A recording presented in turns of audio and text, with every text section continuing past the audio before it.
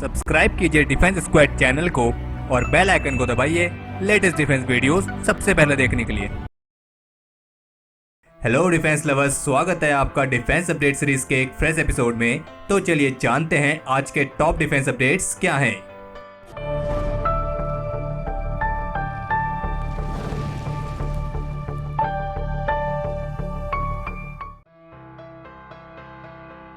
Top media sources के मुताबिक भारत सरकार के पीएम केयर्स फंड में रशियन गवर्नमेंट की प्रमुख डिफेंस एक्सपोर्ट बॉडी रोसनबोरनएक्सपोर्ट की तरफ से करीब $2 मिलियन का डोनेशन किया गया है और अगर इसे इंडियन रुपीस में कन्वर्ट करें तो ये होगा करीब 15.3 करोड़ रुपए। और इसके साथ ही अपनी तरीके का ऐसा पहला डोनेशन है जिसे किसी दूसरे देश की स्टेट ऑन डिफेंस कंपनी ने किया है। और बता दें कि जो ये रोसनबोरनएक्सपोर्ट कंपनी है ये भारत के आर्म्स इंपोर्ट का सबसे बड़ा सोर्स है। और साथ ही आपको इस बात की भी जानकारी होनी चाहिए कि जब अगस्त 2018 में केरला में बाढ़ आई थी तब उस समय भारत को कई सारे देशों ने राहत कार्य का प्रस्ताव दिया था जिसमें यूएई, कतार और मालदीव जैसे देश भी शामिल थे, लेकिन भारत सरकार ने उस प्रस्ताव को स्वीकार नहीं किया था और सरकार का कहना था कि वे राहत कार्य की सारी जरूरतों को अपनी स्थानीय प्रयासों के साथ पूरा करेंगे। और इसी तरह जब 2004 में सुनामी वाली आपदा आई थी तब उस समय पूर्व प्रधानमंत्री मनमोहन सिंह की सरकार ने भी किसी विदेशी योगदान को स्वीकार न करने का फैसला किया था। लेकिन अब जब इस साल मार्च में प्रधानमंत्री नरेंद्र मोदी द्वारा पीएम केयर फंड को स्थापित किया गया तब उसको लेकर गवर्नमेंट सोर्सेज का कहना है कि ये फंड भारत के साथ साथ किसी दूसरे देश में मौजूद इंडिविजुअल्स या फिर किसी भी ऑर्गेनाइजेशन के कंट्रीब्यूशन और डोनेशन को स्वीकार करेगा। और अब जब रोसनबोरनएक्सपोर्ट के कंट्रीब्यूशन के बाद जब ये पूछा गया कि यह अतीत की पॉलिसीज में कोई बदलाव है तो फिलहाल विदेश मंत्रालय ने इस पर किसी भी तरह की टिप्पणी नहीं की है।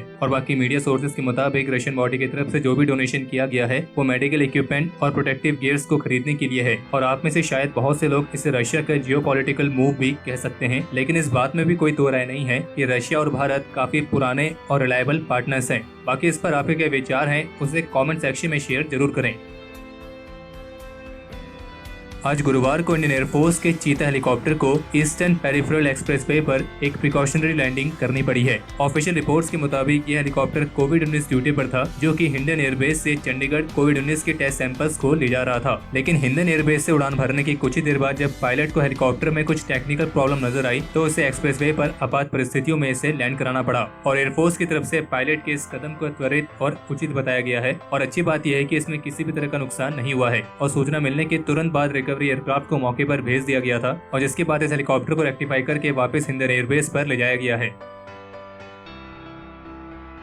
टॉप सोर्सेज के मुताबिक चाइना की तरफ से भारत को सप्लाई की गई पीपीई किट्स की करीब 90,000 यूनिट्स भारत के क्वालिटी एंड सेफ्टी टेस्ट में फेल हो गई हैं और इस टेस्ट को ग्वालियर में स्थित डीआरडीओ की लेबोरेटरी ने किया है। और सोर्सेज का कहना है कि ये किट्स उनके क्वालिटी और सेफ्टी टेस्ट को पार नहीं कर पाई हैं, जिस वजह से ये सभी अनयूजेबल हैं, यानी कि इन्हें इस्तेमाल नहीं किया जा सकता है। और इन 90,000 पीपीई किट्स में से करीब 40,000 किट्स पहले वाले कंसाइनमेंट में भेजी गई थी और फिर उसके बाद करीब 1,70,000 यूनिट्स 5 अप्रैल को सप्लाई की गई हैं, जिनमें से 50,000 यूनिट्स को फेल पाया गया है। और सोर्सेज का कहना है कि ये सभी बड़ी बड़ी प्राइवेट कंपनीज की तरफ से सप्लाई हुई हैं, लेकिन फिलहाल उन कंपनियों के नाम के बारे में कोई खुलासा नहीं किया गया है। और ऑफिसर्स का कहना है कि इसमें किसी को भी चिंता करने की जरूरत नहीं है और चूंकि भारत में भी इन पीपीई इक्विपमेंट्स को बनाया जा रहा है तो जैसे ही 2 मिलियन के आसपास पीपीई सूट्स भारत में पहुंच जाएंगे तो फिर भारत इन इक्विपमेंट्स के मामले में एक कंफर्टेबल पोजीशन में पहुंच जाएगा और जिसके चलते भारत में इनकी मैन्युफैक्चरिंग को बढ़ा दिया गया है जो कि अप्रैल के अंत तक 50,000 पर डे तक पहुंच जाएगी। ऑफिशियल्स का कहना है कि वे केवल सीई या फिर एफडीए द्वारा प्रमाणित उपकरणों को ही खरीद रहे हैं और इसके लिए उन्होंने सिंगापुर की कंपनी को ऑर्डर दिया है, लेकिन जहां ये ऑर्डर दिया गया है वहां ये इक्विपमेंट चाइना से ही सोर्स होते हैं। और इसके अलावा यूएस स्टेट डिपार्टमेंट की तरफ से दावा किया गया है कि चाइना जल्द ही गोपनीय तरीके से